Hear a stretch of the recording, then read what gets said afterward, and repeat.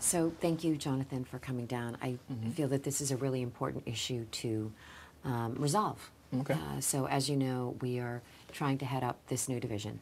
Yes. And I felt that Sunil was a very strong candidate because he's from India, and there's a team that's ready to go out in New Delhi, and he is perfectly qualified, as you know, probably overly qualified, and he really does want to stay here. So I think it's a win-win for us.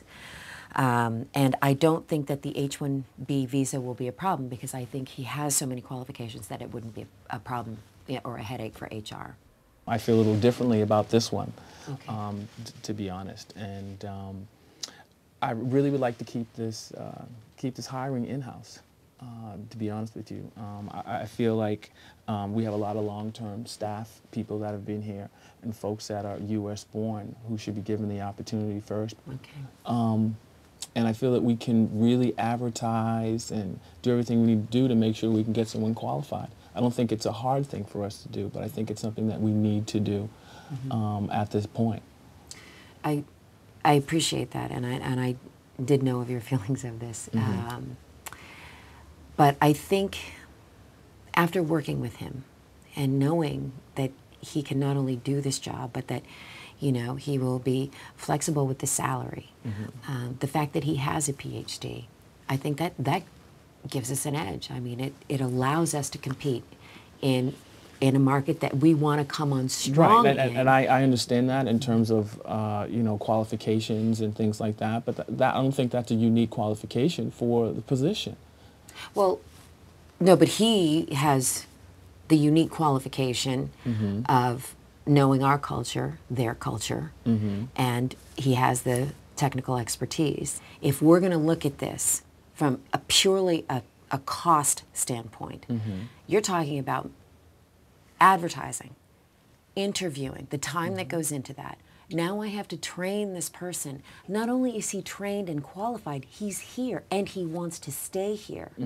I think that the money is well spent if we go ahead and move forward with the H-1B and, you know, move it through that way. He's already here. It's Right, like like going out for hamburgers when you got steak at home. Right. Well, no, I understand that, and of course you have, in terms of the training and whatever. Of course, you'll have the resources that you need to train. The H-1B program is not something that's just smooth and clear cut. I mean, No, it's, oh, I mean, know. you know that, and it's a lottery system. So there's no guarantee that we can even get that. I think it's something that we have to think about, and really, really make sure that somebody from the U.S.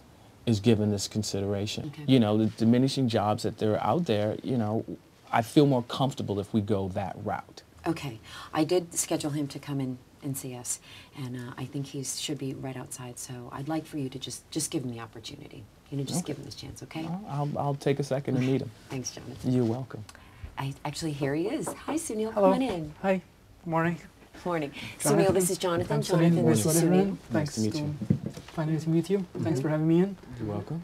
So we were discussing the position. Yes. Well, Jonathan, as you know by now that I am in my OPT, which is Optical Practical Training year that I get from, you know, after been studying here. And when I was hired initially for the position, I had a conversation with Jackie, and I told her that eventually I would need to be sponsored for H-1B, and it was practically a done deal when I came aboard. And my visa is running out very soon, and I need to get this release let me just, sorted I'm out. sorry, I don't mean to interrupt you. Yes. But let me just say that it's not a done deal.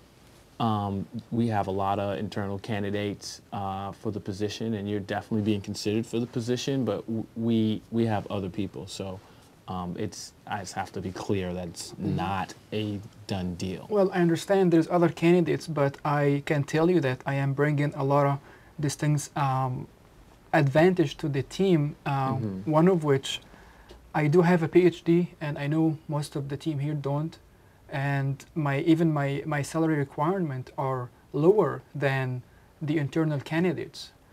I used to work in New Delhi, and I know that you are about to outsource work in India, so obviously I can communicate well with them. Right.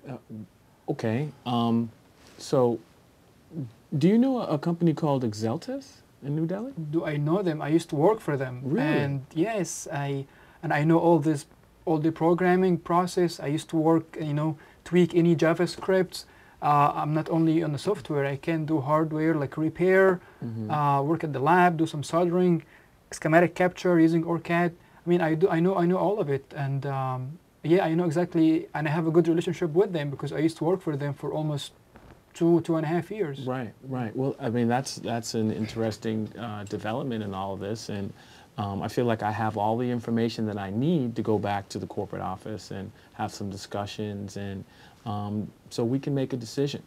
Thank you so much. Thanks for taking the time. Thanks for your Sunil. time. Appreciate it. See you later. Thank you.